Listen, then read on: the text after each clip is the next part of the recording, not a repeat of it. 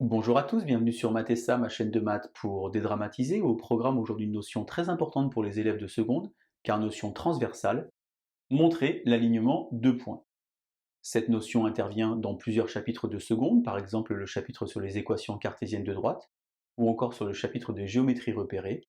Je vous insère le lien vers la playlist du chapitre de géométrie repérée, afin que vous puissiez vérifier vos acquis et vos connaissances. Savez-vous par exemple calculer la longueur d'un segment lorsque vous connaissez les coordonnées de deux points, coordonnées naturellement exprimées dans un rond, un repère orthonormal direct, OIJ? Alors il existe 4 méthodes pour pouvoir démontrer que des points sont alignés. Première méthode, on utilise l'inégalité triangulaire, cette notion a été apprise en classe de 5e. Cela consiste finalement à calculer la longueur de 3 segments formés par 3 points et à vérifier que la somme des deux plus petites longueurs est égale à la troisième. Deuxième méthode, à l'aide des coefficients directeurs, on évalue donc la différence des ordonnées sur la différence des abscisses, et si deux droites ont le même coefficient directeur, elles sont parallèles, mais puisqu'ici on aura un point en commun, alors les trois points seront alignés. Enfin, troisième notion, qu'on apprend plutôt en fin d'année scolaire, la collinéarité de vecteurs, avec l'introduction du déterminant.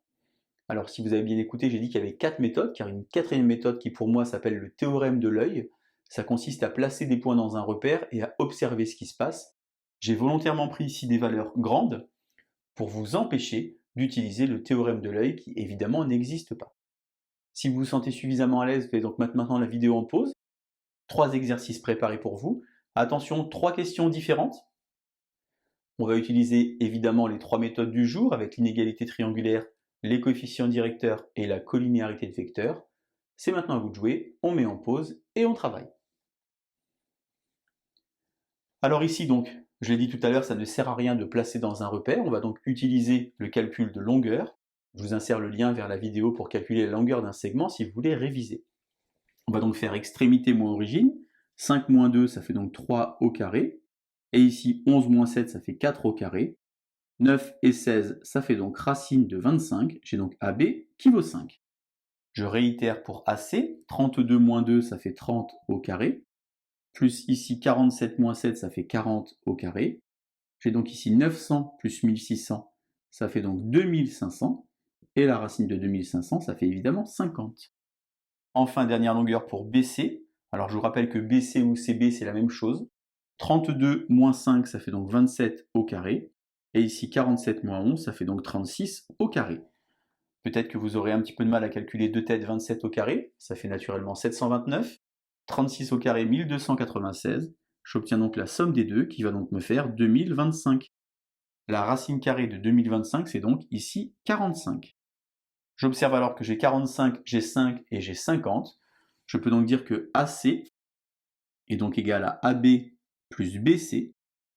Observez bien qu'il n'y a pas de carré, il ne s'agit pas du théorème de Pythagore, mais de l'inégalité triangulaire. J'ai donc une longueur qui est la somme des deux autres, avec ici un point en commun. J'ai donc ici que les points A, B et C sont alignés, à l'aide donc de l'inégalité triangulaire.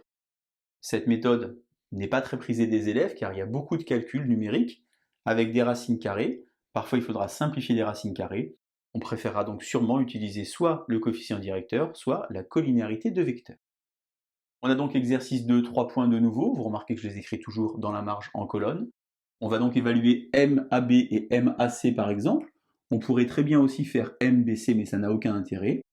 Pour AB, extrémité moins origine, attention, on va donc faire ici différence des ordonnées sur différence des abscisses, moins 4, et ici 3, moins 7. J'ai donc moins 8 ici et ici moins 4, j'obtiens donc M de AB qui vaut 2. Pour M de AC, je recommence, pareil, 70 moins 4,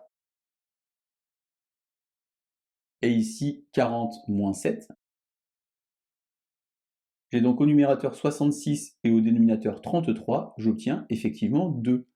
Puisque le coefficient directeur de la droite AB est égal au coefficient directeur de la droite AC, les droites AB et AC sont parallèles et elles ont un point en commun, c'est ici le point A. A, B et C sont donc alignés.